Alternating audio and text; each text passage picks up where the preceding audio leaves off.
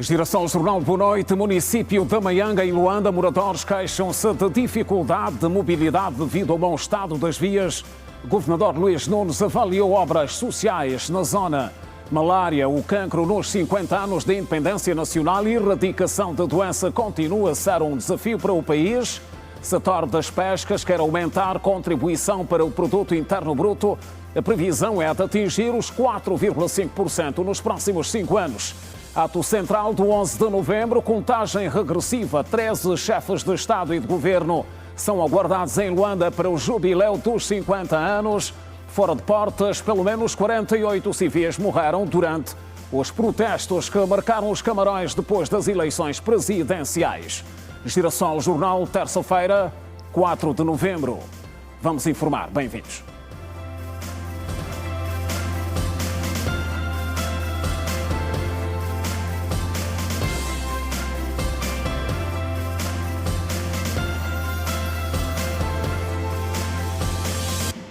Outra vez, boa noite. Moradores dos bairros Casquel e Catinton, no município da Maianga, continuam a enfrentar dificuldades de mobilidade devido ao mau estado das vias de acesso. Buracos, falta de pavimentação e acúmulo de águas residuais tornam o trânsito quase impossível em alguns horários. Os munícipes pedem melhorias. A ronda efetuada pelo governador provincial de Luanda, o município da Maianga, expôs um dos maiores desafios enfrentados pelos moradores: o mau estado das vias de acesso, especialmente nas zonas do Catinton e Casquel. Na mesma área existem um centro de saúde, existem uma esquadra da polícia, existem escolas. Então, a estrada nessa situação nos preocupa muito. Por isso que nós apelamos que se reabilita a mesma estrada, da forma que possa facilitar a circulação de pessoas. Durante a deslocação às várias infraestruturas sociais, foi notória a degradação de algumas estradas, a falta de pavimentação e o acúmulo de águas residuais em determinados troços, como a Rua 55, no bairro do Casquel do Buraco. As ruas praticamente estão esburacadas, cheias de pedra, isso prejudica os transeuntes. Eu falo concretamente aos automobilistas, né? Se adquire pneus novos para os carros, mas nem demora por causa da via péssima, então causa sempre danos. Então era bom que, assim com a visita do governador, que pelo menos essa fosse a primeira coisa a ser atacada. As vias estão mal, se pudessem asfaltar todas elas, a nível do Casquel, do Buraco e não só, né? Já podia minimizar pelo menos. Moradores ouvidos pela nossa reportagem reiteraram que as más condições das vias comprometem a circulação das viaturas e destacaram também a necessidade da resolução do problema das valas de drenagem. Caiu um risco, principalmente para as crianças. A vala ela foi mexida daquela zona, podemos assim dizer, da cidadela. É a mesma que vem até essa zona, mas parou mais ou menos nessas mediações, que estamos a falar a parte de trás. Mas de lá para frente já não avançou. E essa vala faz vizinhança com um bairro chamado Malangino, aí do Golfo já. O grande problema desse bairro aqui é só a via. Neste momento estamos com dificuldade mesmo de entrada e saída. Quanto à luz, já está resolvido. Aqui nós não temos problema de luz. Eu, por exemplo, vivo aqui desse lado, trabalho no Golfo 2 do outro lado. Eu tenho que gastar às vezes 1000 kwanzas de ida e de volta. Tem que pagar ali na ponte. Pagas 200 kwanza quando atravessas. Ao regresso, pagas mais 200 kwanza. O governador de Luanda, Luís Nunes, reconheceu as dificuldades e garantiu que o Executivo Provincial está a trabalhar para incluir a reabilitação da rede viária que parte do município do Quilamba-Quiache até a estrada 21 de janeiro, no município da Maianga. Nós estamos a arrancar, vamos arrancar. Já do lado do Quilamba-Quiache já arrancou. Agora foi por isso que eu os pedi para porem outra equipe a arrancar daqui, para ser mais rápido a execução dessa rua, que é uma avenida autêntica. Já tem uma equipe do lado do Quilamba-Quiache, já pedi hoje para eles porem uma equipe a sair também da Maianga, para ser o mais rápido possível. A situação de energia são situações pontuais que também vamos resolver esse problema, que aqui é uma semana, 15 dias. E eu acho que vai melhorar o problema da água do bairro dos Mártires. Como disse, muitas vezes aqui também tem obras do PIME, nós vamos concluí-las. Moradores, ouvidos pela Rede Girassol, queixam-se das más condições das vias que dificultam o acesso e mobilidade nos bairros Caciquel e Catinton, no município da Maianga. E já voltamos ao município de Maianga, onde trabalhou hoje o governador da província de Luanda. Avançamos com o resto da atualidade. O setor das pescas prevê duplicar a sua contribuição para o produto interno bruto nos próximos 5 anos e chegar aos 4,5%. Afirmou isto mesmo nesta terça-feira em Luanda o ministro de Estado para a Coordenação Económica, José de Lima Massano, que falava na abertura da Conferência Internacional sobre Pesca e Aquicultura Sustentável.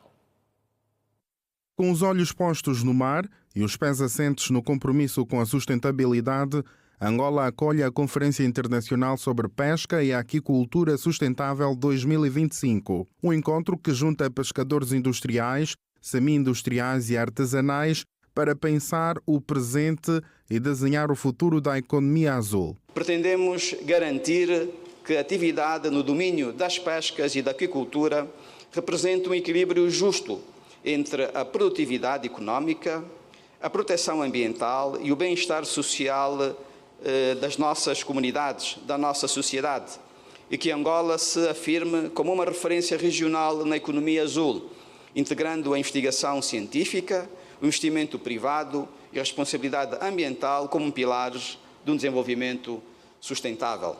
No olhar do Executivo, o setor das pescas deve crescer e, nos próximos 5 anos, contribuir para o Produto Interno Bruto Nacional, segundo referiu o Ministro de Estado para a Coordenação Económica, José de Lima Massano. Temos vindo a implementar e adotar medidas de estímulo e incentivo à atividade económica no nosso país.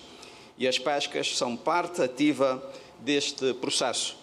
A contribuição do setor para a economia deve duplicar nos próximos 5 anos, atingindo cerca de 4,5% do produto interno bruto. E as estratégias já estão traçadas para atingir estes números, segundo avançou a Ministra das Pescas e Recursos Marinhos, Carmen Neto. Nós queremos, através da produção do peixe com a aquicultura, dividi-la em aquicultura continental, aquicultura marinha e também reorganizar a cadeia de valor.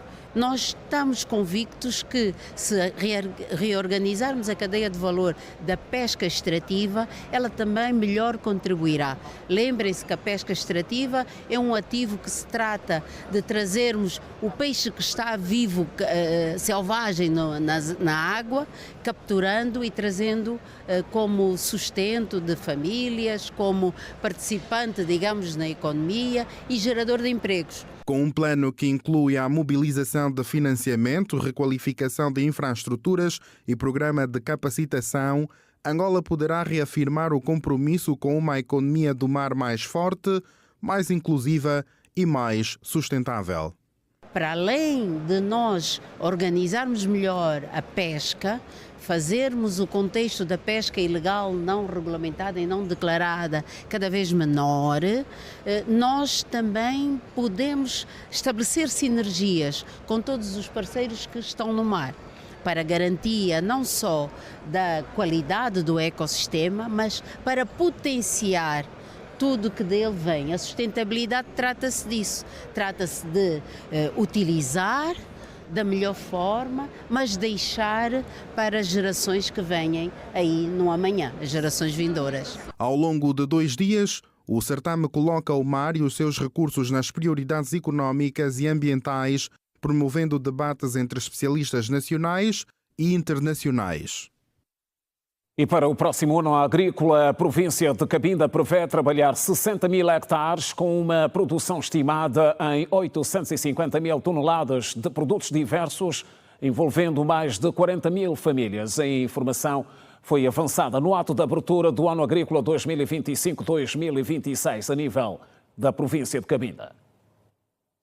No ano agrícola 2025-2026, em Cabinda serão aplicadas novas sementes, adaptadas às condições do solo local. Os camponeses vão igualmente beneficiar de assistência técnica e o governo provincial prevê a criação de polos de demonstração agrícola em todos os municípios. Os camponeses receberam com agrado a informação anunciada pela governadora provincial, Susana Abreu. mas solicitam apoio para algumas situações que os aflige, dentre as quais a melhoria das vias usadas para o escoamento dos produtos do campo.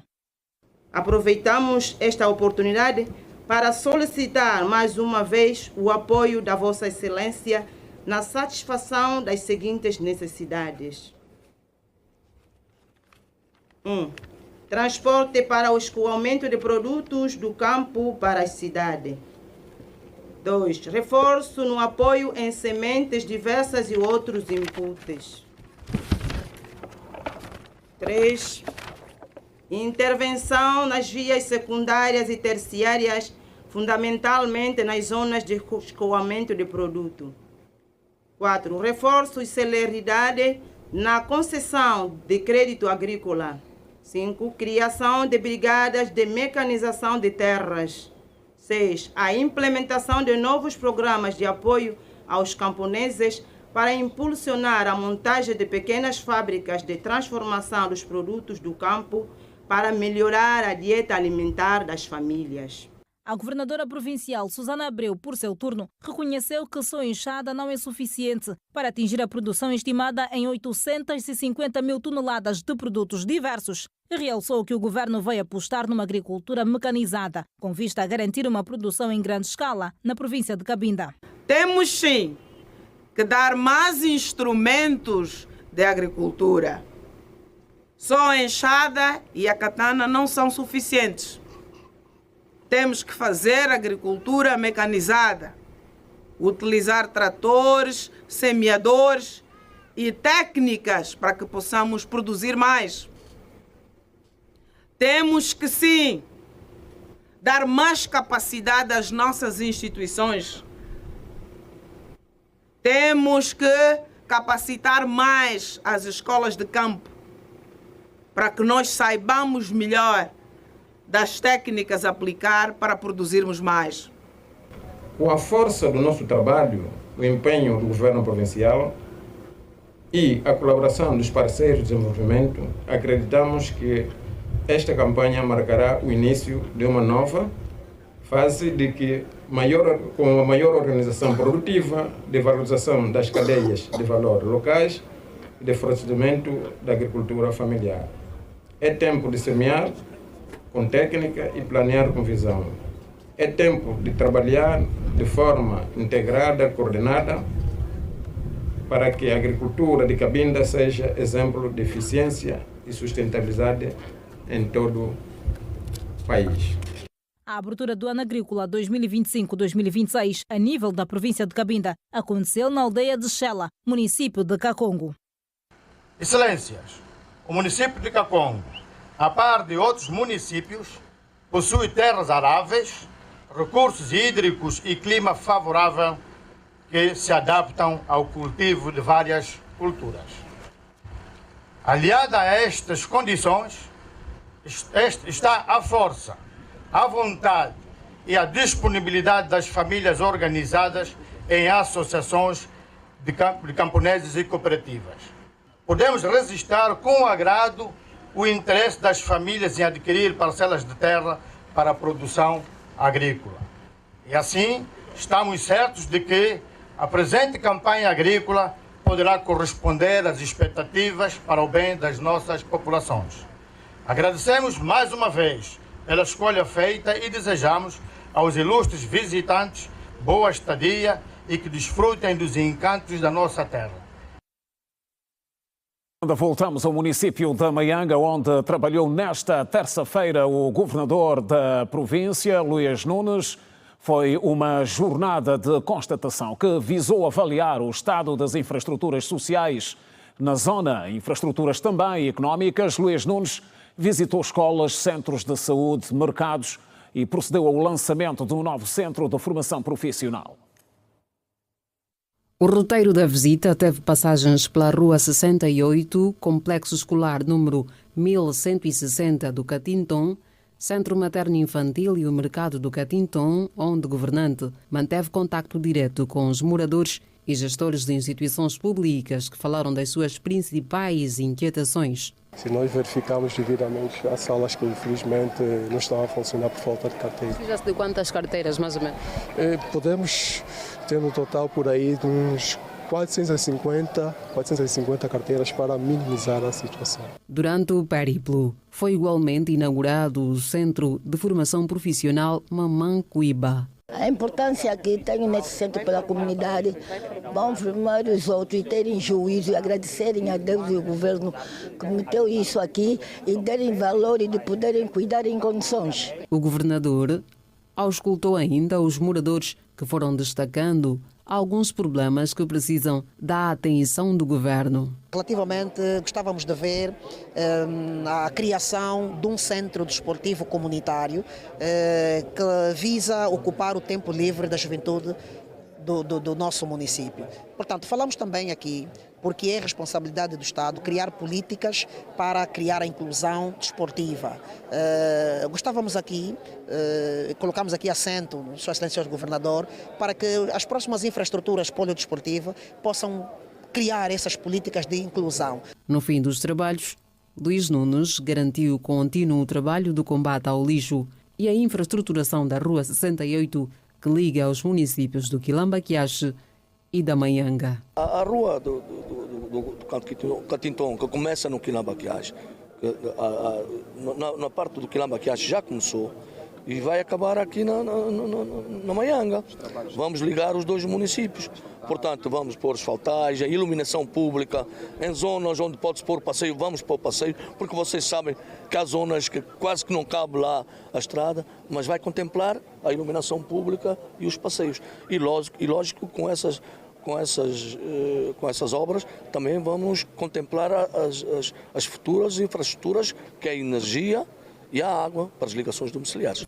Luís Nunes falou ainda do programa da construção de mais de 20 escolas a nível da província de Luanda, com particular destaque para 3 no município da Manhanga, anunciados nesta terça-feira, quando auscultava os munícipes.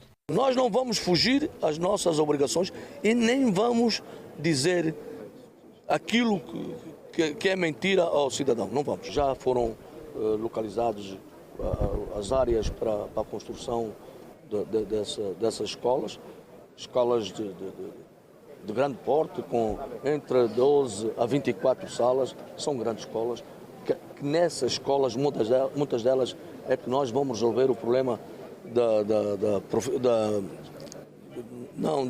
do ensino profissional. O governador provincial de Luanda realizou nesta terça-feira visita de trabalho ao município da Manhanga.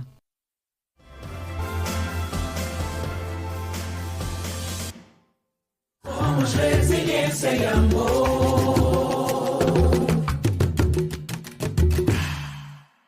Estamos a informar ao Girassol Jornal a Comissão Interministerial para as celebrações dos 50 anos da Independência Nacional garante que estão criadas as condições para o ato central do 11 de novembro a ter lugar na Praça da República na próxima terça-feira.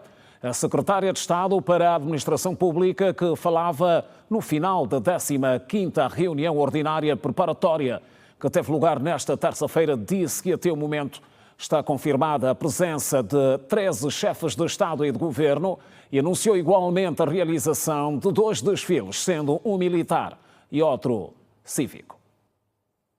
Há pouco menos de 7 dias para o hastear da bandeira monumental, ato de elevação de uma nação independente há 50 anos, afinam-se os detalhes e ultimam-se os trabalhos de montagem do cenário que vai pintar a Praça da República ao Memorial Dr. António Agostinho Neto na próxima terça-feira. A Comissão Interministerial para a Organização das Ações Comemorativas alusivas aos 50 anos da Independência Nacional, liderada pelo Ministro de Estado e chefe da Casa Civil do Presidente da República, Adão de Almeida, voltou a reunir para avaliar o grau de execução das atividades preparatórias do ato central, ato este que será antecedido da deposição de uma coroa de flores no sarcófago do Presidente Neto. Logo pela manhã, às 7 da manhã, nós vamos ter a cerimônia do hastear da bandeira monumento, com cerca de 100 convidados, e depois vamos ter a deposição de coroa de flores no sarcófago do saudoso Presidente Dr. António Agostinho Neto. Portanto, vamos ter um momento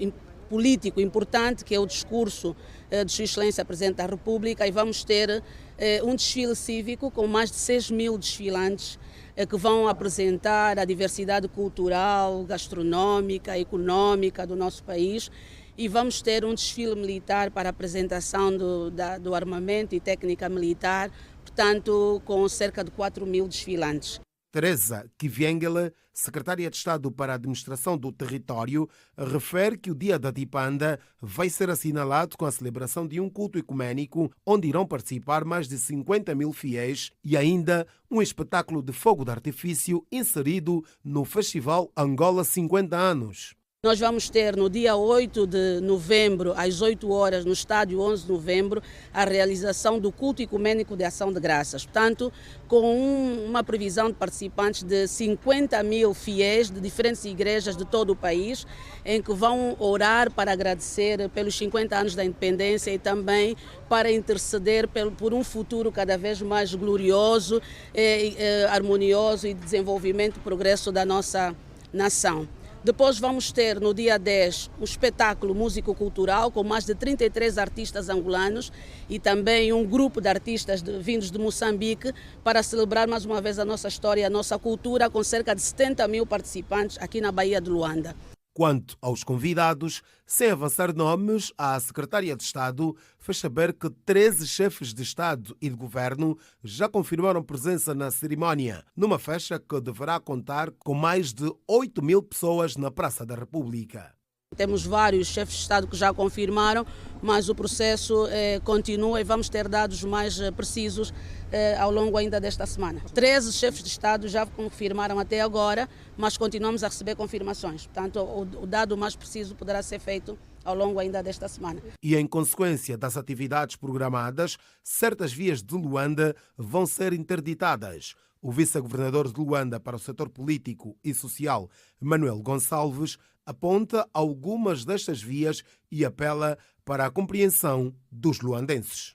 A Estrada da Samba, aqui a Avenida Dr. António Agostinho Neto e toda a envolvente ao memorial, haverá interdição e trânsito condicionado.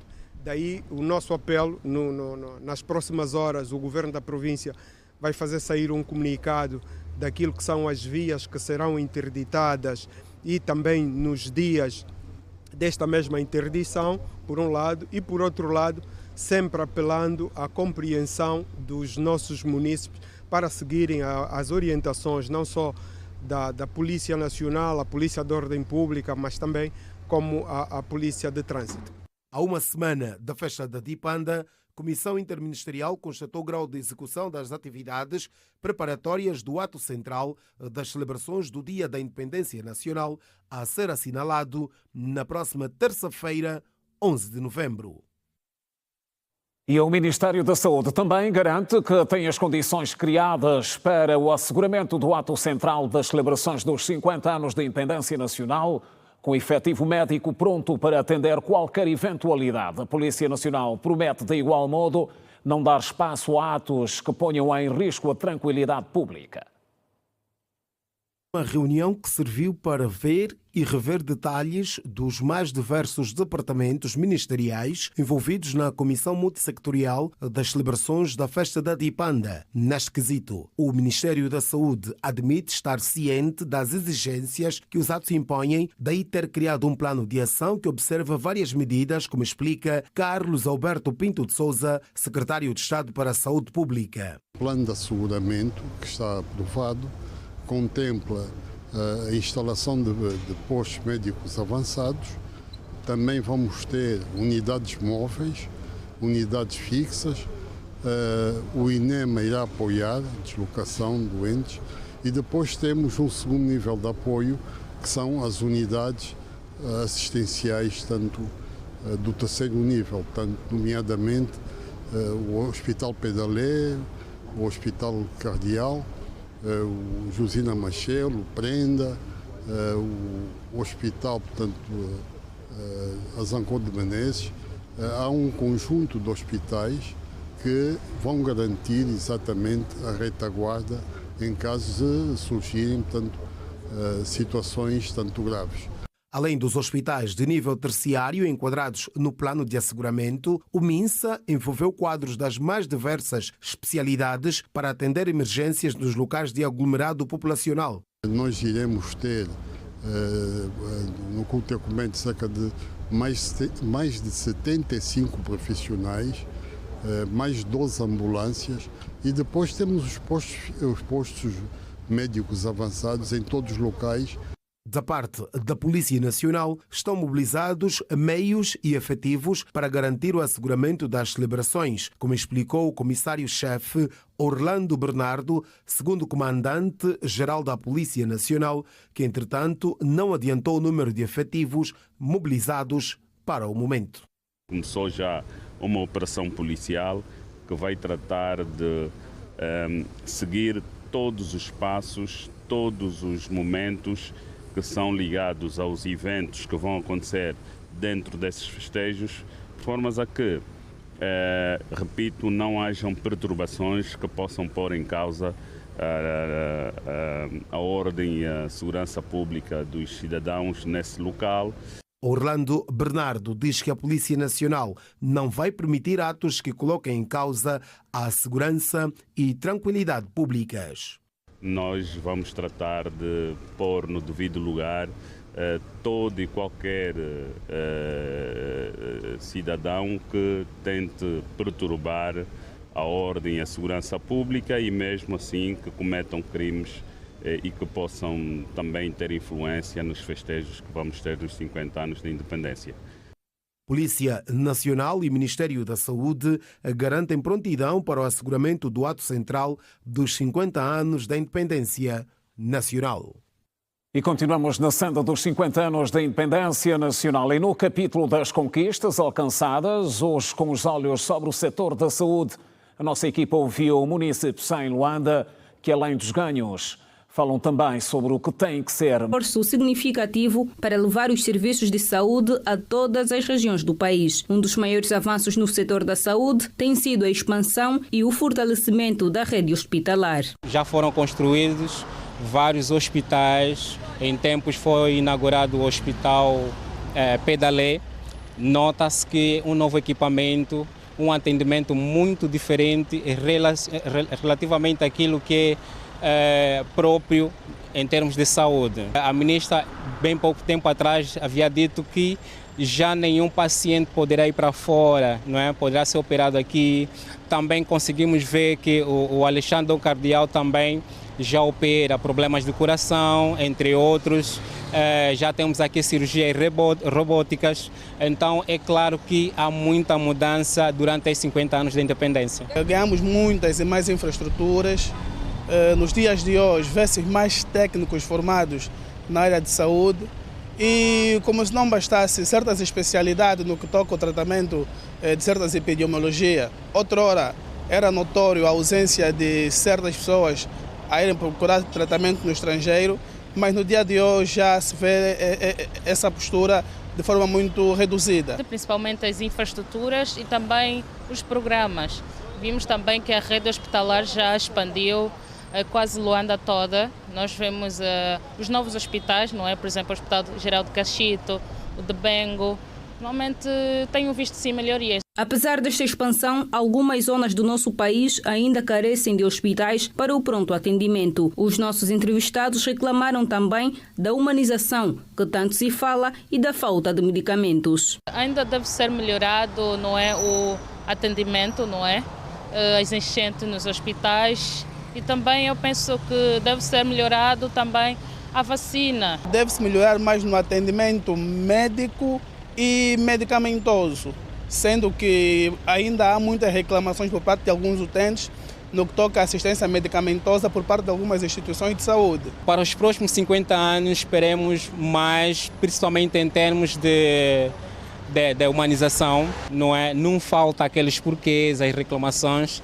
Deve velar mais pela parte da humanização em termos de atendimento, para ver se futuramente as coisas melhorem. A independência não é apenas um marco político, mas uma oportunidade de reafirmar o compromisso com a saúde. Desde a reabilitação e melhoria de condições de algumas unidades primárias, Eu falo das unidades, falo de centros de saúde, postos de saúde, para não falar das unidades terciárias, né? Hoje nós temos hospitais vistos ou focalizados a várias especialidades, unidades específicas, para dar resposta. Temos unidades de referência que noutra hora não existiam, onde podemos fazer o controle das grandes endemias e pandemias que também não deixam de ser problemas para a saúde pública. Então é visível o grande esforço que se tem feito em prol da saúde. E apesar dos avanços que o país registrou nos últimos 50 anos a nível da saúde, a malária continua a ser um bicho de 7 cabeças. Para alguns dos munícipes ouvidos nesta terça-feira pela Rede Girassol, a pergunta é: porquê é que, apesar dos esforços evidenciados, até aqui não se consegue erradicar a doença?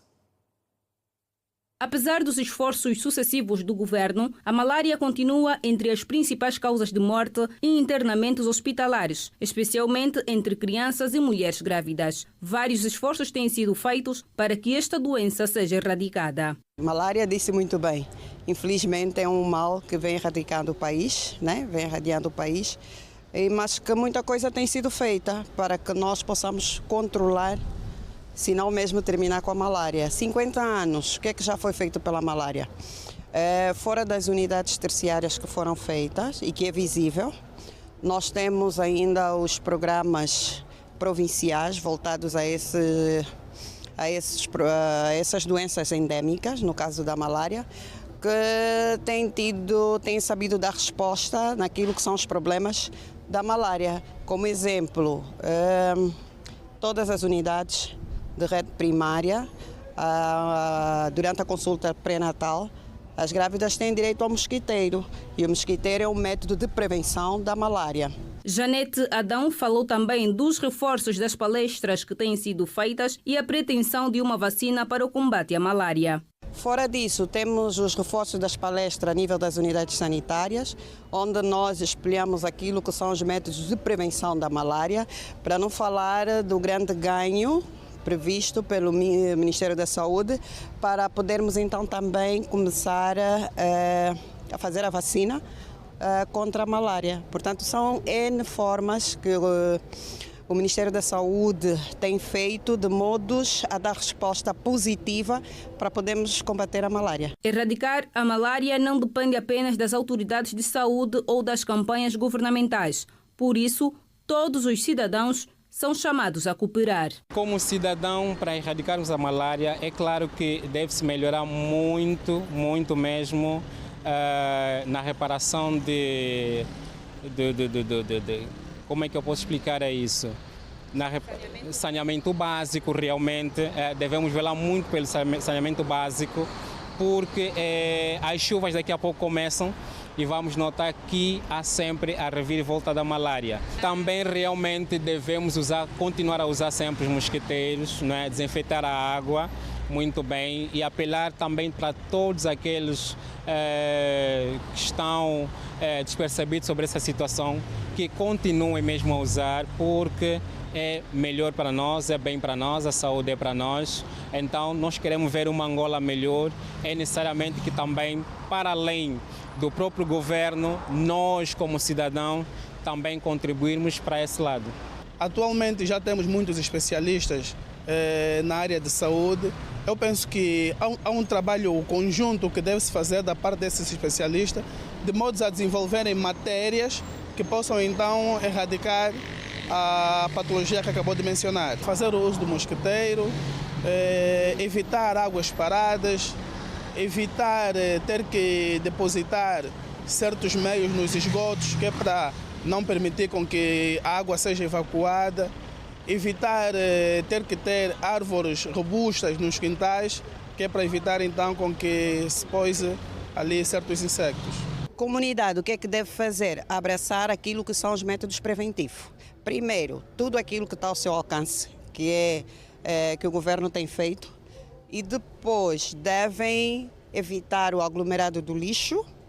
Felizmente nós temos tido contentor, mas que também é visível a falta de adesão de muitos ao colocar o lixo no contentor. O saneamento do meio, muitos não têm a higiene de manter o seu redor limpo. para não falar de algumas mamás que, ao invés de serem os adultos a depositar o lixo ao contentor, mandamos crianças. Portanto, tudo isso são meios básicos que a comunidade deve abraçar e ajudar o governo, porque o problema da malária não vamos culpabilizar o governo. É um problema que existe, que podemos, se todos juntos nos unirmos, vai ser possível nós erradicarmos. O uso do mosquiteiro continua a ser uma das formas mais simples e eficazes de prevenção contra a malária. De acordo com a Organização Mundial da Saúde e do Programa Nacional de Controlo da Malária, a doença continua a ser uma das principais causas de mortalidade em todo o país. Saúde nos 50 anos da independência nacional. Motivo de análise a seguir no Girassol Jornal. Recebo de volta o Dr. Domingos Cristóvão, especialista em saúde pública, de presença habitual no Girassol Jornal. Muito boa noite, doutor. Boa noite, Simão. Boa noite a si que nos assiste a partir de casa. Hoje uma conversa em tom dos 50 anos de independência. Estamos próximos de celebrar o jubileu, já no dia 11. Mas motivos de análise não nos escapam neste diálogo e hoje olhar para o setor da saúde. Doutor, que nota daria a evolução ao longo desses 50 anos de independência do setor da saúde no país? Simeão, falar da saúde em Angola é sempre um motivo primeiro de orgulho e segundo um pouco sensível. Portanto, nós quando falamos de saúde temos que analisar em 4 vertentes principais. A primeira vertente é o sistema de saúde, políticas e programas. A segunda vertente é, portanto, a expansão da rede sanitária, ou seja, infraestruturas de saúde. A terceira vertente são os recursos humanos, portanto, a subida paulatina dos recursos humanos. E o quarto, e não menos importante, são os indicadores de saúde.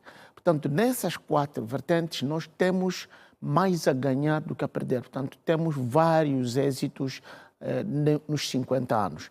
Importa dizer que no sistema, no ano, portanto, na República Zero, ou seja, a República que na altura era província de Angola e não República de Angola, a saúde era restrita a um grupo de brancos colonialistas que tinham a saúde. E simplesmente era um pouco de prevenção no quesito as doenças que podiam contaminar, portanto, os brancos. É aí onde havia vacinação dos negros, indígenas, considerados naquela altura o cidadão nacional. Com a independência, em 75, 11 de novembro, por Dr. Antônio Agostinho Neto, por sinal médico, começou a Primeira República e aí começou o primeiro sistema de saúde que se caracterizava por sistema único. Quer dizer que todo cidadão angolano, todos aqueles que estivessem dentro do território angolano, independentemente de ser angolanos ou não, tinham acesso ao serviço de saúde nacional, portanto, podiam ter o direito ao diagnóstico, ao tratamento, à prevenção e até aos serviços de documentação de saúde em qualquer lugar, em qualquer nível onde estivéssemos. Portanto, aí começa o nosso grande sucesso. Nessa altura, nós tínhamos desafios porque, nessa altura, éramos poucos médicos em Angola, menos de 100 médicos nessa altura, mas o país e fez a população esforços, também a população era 6 milhões, pois. Mas o governo fez grandes esforços de importar médicos para poder acudir ao Serviço Nacional de Saúde. Funcionou muito bem. A população estava satisfeita porque tinha acesso a diagnóstico, medicamentos, tratamento médico, etc. Até a Segunda República, que surge nos anos 92. Portanto, com o ampliamento do sistema de saúde, passou de sistema único para o sistema misto, na qual foram aparecer outros subsistemas de saúde, como o subsistema público-privado, que atende empresas públicas para os seus trabalhadores e alguma parte da população, o subsistema privado, que se dividiu em 2 grupos, o lucrativo e não lucrativo, portanto, que hoje habita, e não esquecendo o verdadeiro sistema que atende a população, que é o Serviço Nacional de Saúde. Depois disso, então, começaram as políticas de prevenção das doenças, os programas relacionados com... Portanto, toda essa história é uma história feita de evolução, processos de conquistas, mas são conquistas que podemos considerar suficientes, a dimensão dos 50 anos. Portanto, em termos de programas, em termos de sistema, estamos bem servidos. Vamos avançar para infraestruturas. Estamos a falar já dos postos de saúde, os centros de saúde, o Hospital Municipal, o Hospital Provincial e o Hospital Nacional. Hoje temos mais de 3.000 unidades a nível do país. Portanto, entre os hospitais nacionais, é um grande trabalho que foi feito. Então, nos últimos 10 anos, conseguimos completar praticamente o terceiro nível. Agora, com o aumento dos níveis, aumento da divisão administrativa, em que dos 164 surgiram 325, aqui vamos ter um desafio de podermos construir mais um hospital municipal em cada município novo. Portanto, para podermos ter a rede completa, temos que ter os primeiros, a atenção básica, que são os postos, centros e o hospital municipal, os hospitais provinciais em cada província e os hospitais nacionais que já estão distribuídos nos países. Portanto, na rede sanitária houve um grande avanço que hoje podemos orgulhar-nos de termos hospitais que em nada ficam a dever a nível do mundo. Portanto, apesar dos desafios ainda por superar. Tem a preocupação da malária que nós vamos falar nos indicadores. Continua a ser a principal causa de mortes no país. Agora, em termos de recursos humanos, também é uma grande evolução. Precisa-se dizer que em 75 tínhamos pelo menos 100 médicos, porque todos os outros tinham acabado de abandonar o país por causa da guerra e por causa da independência, que na sua maioria eram ou mestiços ou brancos, abandonaram o país. Nós ficamos com os médicos estrangeiros. Hoje, dos 100 médicos que tínhamos em 75, hoje temos 15.000 médicos em Angola. Portanto, é um grande número. Se nos perguntar, apesar de ainda não ser suficiente. Ainda não, porque de um lado a população cresceu, portanto o rácio médico-população ainda está abaixo daquilo que é desejado pela Organização Mundial da Saúde. Mas, no entanto, de 100 médicos para 15.000 médicos em 50 anos é um grande trabalho. Portanto, a Universidade Augusto Neto, que era pioneira, fez um grande esforço. Os países socialistas que também participaram na formação dos médicos fizeram um grande trabalho. Portanto, em termos de enfermeiros, nós temos já acima dos 100.000 enfermeiros funcionando nos Serviços Nacionais de Saúde. Portanto, também todos esses passos que o Dr. foram Numeira... seguindo desde a Primeira República até agora que nós temos. Portanto, já temos grande quantidade de enfermeiros. Nós tínhamos técnicos básicos e técnicos médios. Mas já podemos afirmar que o país está próximo de alcançar a qualidade que se deseja na oferta dos serviços de saúde. A qualidade de ofertas em termos de infraestrutura, em termos de recursos humanos... Ou ainda muitas condicionantes? Ainda muitas condicionantes, porque a população é dinâmica. Portanto, quando o número de médicos cresce, a população também cresce. Quer dizer que o rácio fica sempre aquém daquilo que nós necessitamos. Mas, se nós compararmos os períodos que foram avançando para hoje, nós podemos dizer que há um grande trabalho que foi feito a nível dos 50 anos de independência. Em termos de indicadores, aqui temos maior satisfação. Portanto, aqui dizermos que os 3 grandes indicadores, portanto, mortalidade infantil, mortalidade materna e cobertura vacinal, há grandes avanços em termos desse. Portanto, só dizer que até, por exemplo, 2002, nós tínhamos uma mortalidade de 1.200 mulheres por cada 100.000 nascidos vivos. Hoje temos menos de 60 óbitos por 1.000 nascidos vivos. Quando falamos de criança, nós tínhamos 600 crianças por cada 1.000 nascidos vivos. Hoje temos menos de 40 crianças. Portanto, há uma redução grande da mortalidade infantil, mortalidade materna. Portanto, esses são os grandes louros que os 50 anos nos trouxeram. Em termos de cobertura vacinal, nós tínhamos uma cobertura até 2002 até 40%. Portanto, essa cobertura não era suficiente para combater grandes epidemias que nós tínhamos. Hoje temos uma território mais próximo dos 95%. Mas, Dr. Cristóvão, os angolanos gostariam de ouvir, com certeza, é que dentro no mais curto espaço de tempo possível, se deixe de recorrer a países vizinhos, tanto em África como na Europa, para o tratamento. Exatamente. Portanto, este é o grande sonho. Estamos perto de alcançar esse... Este grande sonho é realizável. Porém, nós não podemos impedir quem quer que seja, porque nós, à mesma medida que nós temos angolanos a irem tratar-se fora, também temos estrangeiros vizinhos a virem para as nossas unidades sanitárias. Portanto, o grau de satisfação é baseado no nível de competência ou no nível de percepção de cada cidadão que vai acessar os serviços de saúde. Portanto, aquele que achar que os nossos serviços já estão no nível prioritário para que possa acessar por ele vai acessar. Mas temos aqueles que acham ainda que não acreditam nos seus serviços, preferem irem fora. Mas esses vão sendo reduzidos. Estão sendo reduzidos. Portanto, deviam acreditar.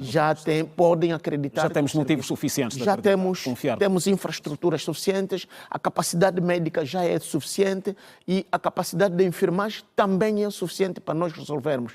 Repare que até mesmo o diagnóstico que nós recorríamos fora, nós podemos fazê-lo agora em Angola. Portanto, análises como testes de vírus, virologia, testes de DNA genéticas, testes de paternidade, já podem ser feitos em Angola, que até 10 anos atrás era preciso recorrer ao CDC de Senegal, CDC da África do Sul. Hoje podemos fazê-los aqui em Angola. Portanto, depende da percepção de cada indivíduo, porque os serviços estão sendo melhorados, mas ainda temos desafios por realizar. E esses desafios estão na mão de todos nós. Portanto, quer os cidadãos, quer os profissionais de saúde, bem como o próprio líder da governação, que também está empenhado nesses serviços. Já a terminar, Dr. Cristóvão, é para os profissionais de saúde que gostaria de deixasse uma mensagem.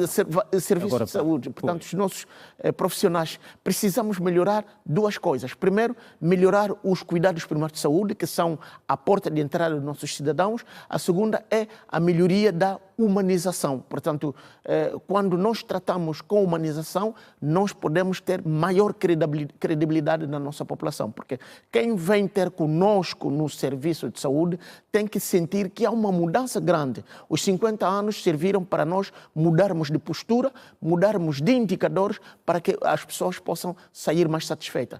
A nossa população cresceu a nível de educação, a nível de intelectualidade, então a exigência é maior e nós temos que corresponder a essa procura de serviços de saúde com essa exigência da nossa população. Obrigado mais uma vez por ter vindo ao Girassol Jornal do Top. Nós é que agradecemos. Continuação de bom trabalho. Muito obrigado. Estamos juntos. Até uma próxima oportunidade. O Núcleo de Amizade e Benefícios do Saber realizou nesta terça-feira aqui em Luanda o primeiro simpósio sobre a angolanidade no feminino. Na ocasião, o presidente da associação reconheceu que as conquistas alcançadas durante os 50 anos de independência nacional em todos os domínios da vida política, social e económica sempre tiveram o contributo da mulher angolana. Diversas personalidades refletiram nesta terça-feira durante o Fórum sobre a Angolanidade no Feminino, sobre a evolução da mulher na sociedade. O presidente da Associação NABAS, Miguel Mwanza, destacou as conquistas alcançadas pelas mulheres e a crescente presença em cargos de destaque. Temos que olhar que, a nível do aparelho do Estado, vamos encontrar muitas mulheres hoje com responsabilidades acrescidas. É só olhar na estrutura do governo, vamos encontrar, depois do presidente da República, a vice uma mulher. Aquele tabu que existia no passado de que a mulher estaria relegada à cozinha, hoje já não existe. A mulher hoje está no centro daquilo que é o desenvolvimento da nação angolana. Miguel Mwanza disse que o encontro serviu também para reconhecer os feitos das mulheres em vários domínios da esfera social e apelou a mais valorização. Cada um valoriza aquele espaço de família onde a mãe é aquela que nos traz ao mundo, que traz um conforto à família. E temos que olhar com uma responsabilidade acrescida, porque falar de uma mãe, falar de uma mulher, é falar de uma coisa nobre e que deve ser valorizada. Lemba Domingos sublinhou que a mulher tem o papel de resgatar os valores morais, cívicos e éticos perdidos. Os que se perderam são muitos, com a base do respeito, com os nossos mais velhos, a obediência, a empatia com o próximo, a responsabilidade nas nossas atividades, nas nossas responsabilidades. Quando nos propusemos a fazer algo, temos que ser responsáveis naquilo que nós fizemos. Estamos a notar ultimamente que assumimos responsabilidades que não conseguimos resolver.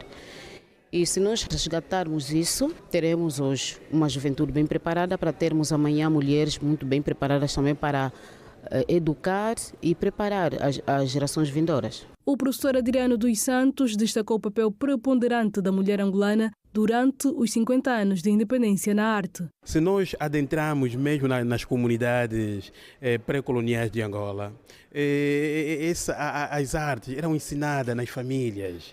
Havia família com especialidade própria, há quem se dedicava simplesmente para a seixaria, a família com especialidade só para a cerâmica e a família dedicada simplesmente para o artesão, esculpir peça. Havia especialidades. E com o corte, a ruptura que se resista, então é o falecimento da arte. O primeiro simpósio sobre a angolanidade no feminino aconteceu sob o lema Contributo da Mulher Angolana ao longo dos 50 anos da independência, Angolanidade no feminino. Somos resiliência e amor.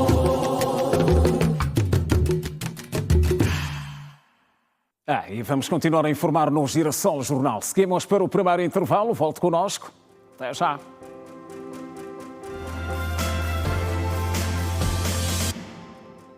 Regresso das notícias no Girassol Jornal. Angola participa até o dia 6 de novembro na segunda Cimeira Mundial da Organização das Nações Unidas para o Desenvolvimento Social, que decorre em Doha, no Catar. Chefia a delegação angolana o evento a Ministra de Estado para a Área Social, Maria do Rosário Bragança, em representação do Presidente da República, João Lourenço. A chefiar a delegação angolana na segunda Cimeira Mundial da ONU para o Desenvolvimento Social, a Ministra de Estado para a Área Social, Maria do Rosário Bragança, chegou a Ramad nesta segunda-feira e foi recebida no aeroporto internacional pelo embaixador de Angola no Catar, António Coelho Ramos da Cruz, e pelo embaixador e representante de Angola na ONU, Francisco José da Cruz. A Cimeira reúne líderes mundiais, sociedade civil, setor privado e organizações internacionais para reafirmar o compromisso com a Declaração de Copenhaga e impulsionar a Agenda 2030, com foco em 3 pilares fundamentais que incluem a erradicação da pobreza, o pleno há 30 anos, numa altura em que os desafios do desenvolvimento social exigem respostas urgentes da comunidade internacional. Nesta segunda cimeira estão previstas intervenções em painéis de alto nível com abordagem voltada para prioridades integradas e ações transversais que visam acelerar o progresso em direção à Agenda 2030. Também serão abordadas questões como as desigualdades, mudanças demográficas, transições digitais e a dimensão social do desenvolvimento sustentável, com foco na adoção de uma nova declaração política negociada sob a cofacilitação da Bélgica e de Marrocos. A participação de Angola na Cimeira permite ao país reforçar o compromisso com os objetivos do desenvolvimento social e partilhar experiências sobre os desafios enfrentados na implementação da Agenda 2030. Homens e o cancro da mama. Preocupação de especialistas. Em destaque.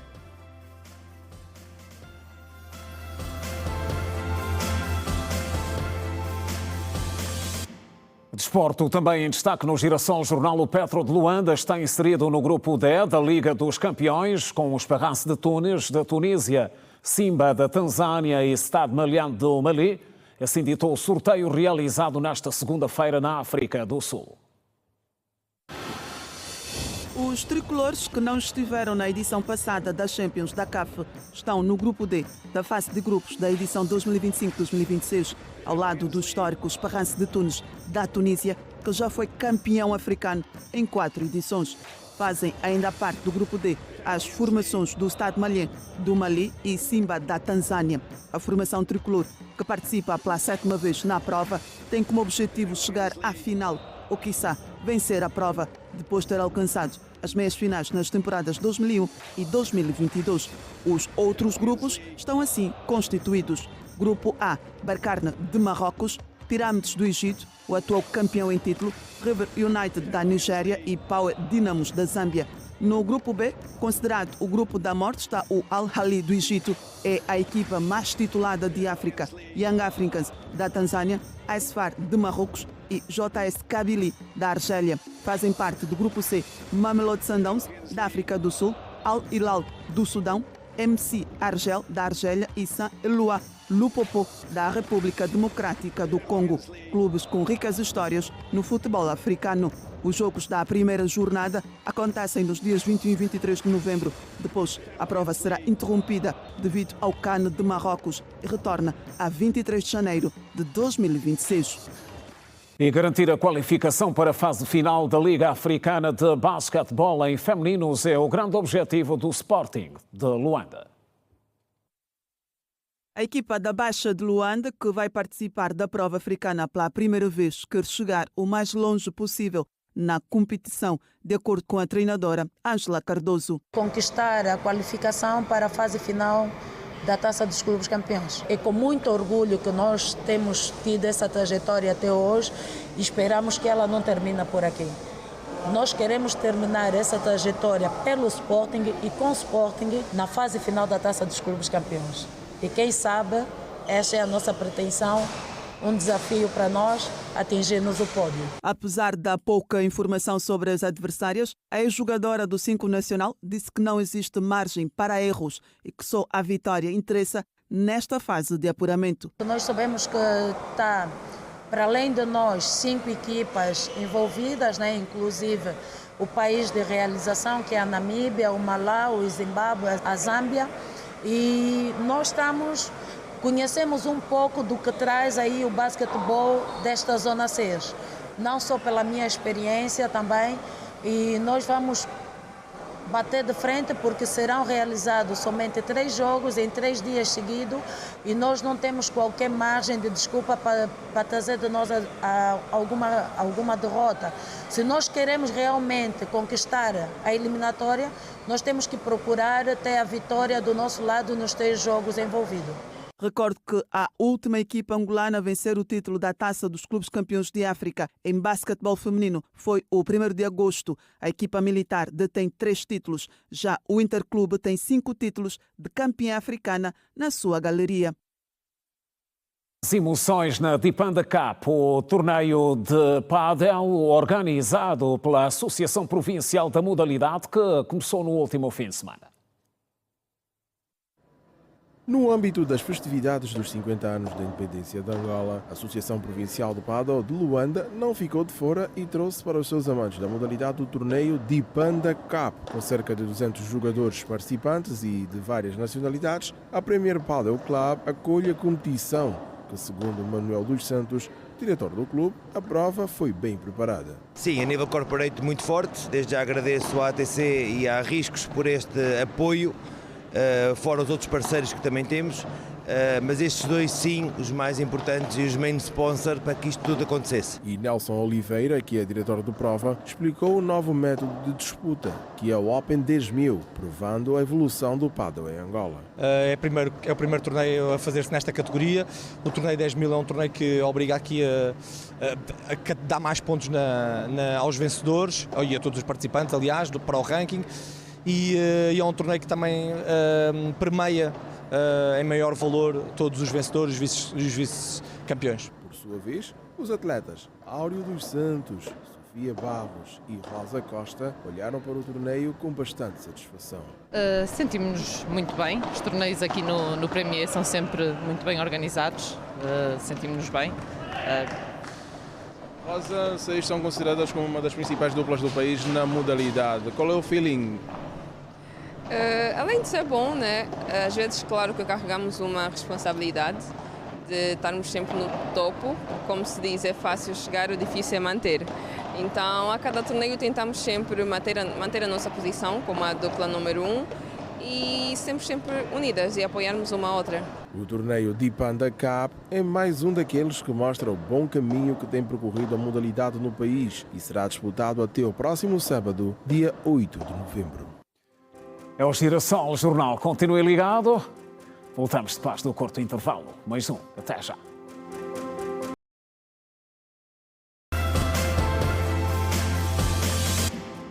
Notícias no Girassol Jornal, já na reta final. Muitos homens ainda desconhecem que podem contrair o cancro da mama. Facto que, segundo especialistas ouvidos pela Girassol, concorre para o diagnóstico tardio de muitos casos. É uma realidade que preocupa a classe médica em função das estatísticas baseadas em dados recentes. Apesar do cancro, durante a campanha de sensibilização realizada entre 13 a 31 de outubro no Complexo Hospitalar General do Exército Pedro Maria Tonha Pedalé, cerca de 2.000 pessoas foram atendidas e 20 homens testaram positivo para o cancro da mama. Tivemos aderência de homens, aproximadamente um número de 20 homens na campanha toda até o momento. No universo de 2.030 pessoas, tivemos uma aderência de 20 homens até o momento, até hoje, último dia. E todos eles, a sua maioria, positivos. De acordo com a Organização Mundial da Saúde, em 2020 foram registrados 2,3 milhões de novos casos de cancro da mama em ambos os sexos em todo o mundo. Os números têm aumentado, mas o desconhecimento entre os homens ainda é evidente. Não, porque eu não sabia que os homens apanhavam essa doença, ou têm a vulnerabilidade de apanhar essa doença. Eu fiquei a saber disso num programa televisivo e fiquei muito surpreso quando ouvi por quê. Porque eu acreditava e aprendi dessa forma que o cancro da mama atua a mama. E fiquei surpreso por quê? Porque acredito e sabemos que os homens não têm mama. E ao ouvir essa informação eu fiquei admirado. O tabu sobre a patologia persiste por ser considerada uma doença feminina. Pese embora os homens também aderiram à campanha e é de gratificar e nós ficamos muito felizes por isso, porque ainda temos muitos tabus em volta de que o homem não tem câncer de mama, mas sim temos. Ângelo Caomba afirmou que aceitaria sem receio fazer o rastreio do cancro da mama, reforçando a importância da prevenção e da detecção precoce. Tomei o conhecimento, agora tenho sim a curiosidade de fazer o rastreio. Medo não tenho medo.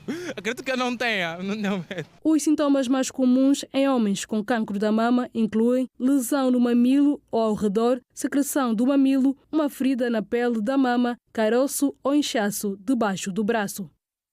Pelo menos 48 civis morreram durante os protestos que marcaram os Camarões depois das eleições presidenciais vencidas por Paul Biya, de 92 anos, que concorreu à sua sucessão. Os protestos se eclodiram depois do anúncio dos resultados, que são contestados pela oposição.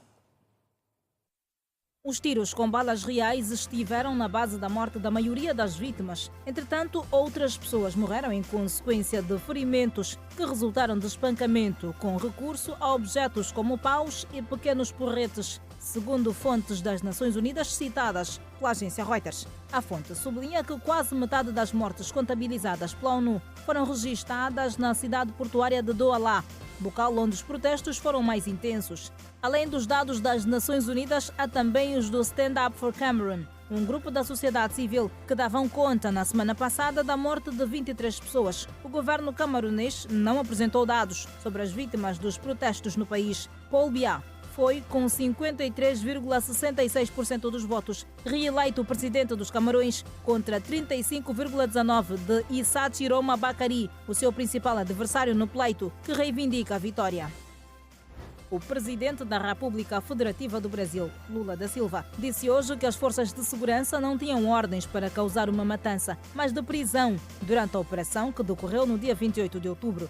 O estadista brasileiro afirmou que é necessário averiguar qualquer tipo de falha ou se tem alguma coisa mais delicada na operação contra o Comando Vermelho. Lula da Silva disse mesmo que, do ponto de vista de ação do Estado, a operação foi um desastre e defendeu a constatação das condições em que se deu. Lula também falou da necessidade de reforço do empenho do governo para o combate à criminalidade no Brasil. Dados do governo do Rio de Janeiro indicam que 121 pessoas morreram durante as operações nos complexos da Penha e do Alemão, na semana passada. Entretanto, a Defensoria Pública fala em 132 mortos.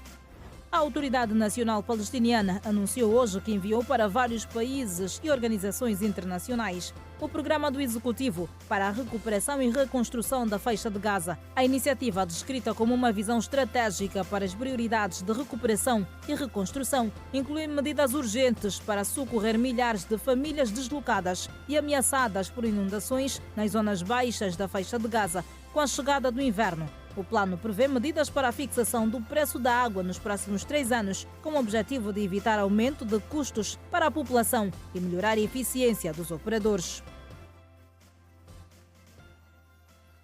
O Compacto Internacional após fim as notícias na edição de terça-feira. O Girassol Jornal volta amanhã à mesma hora, 19h45. Continuação de boa noite. Passe bem.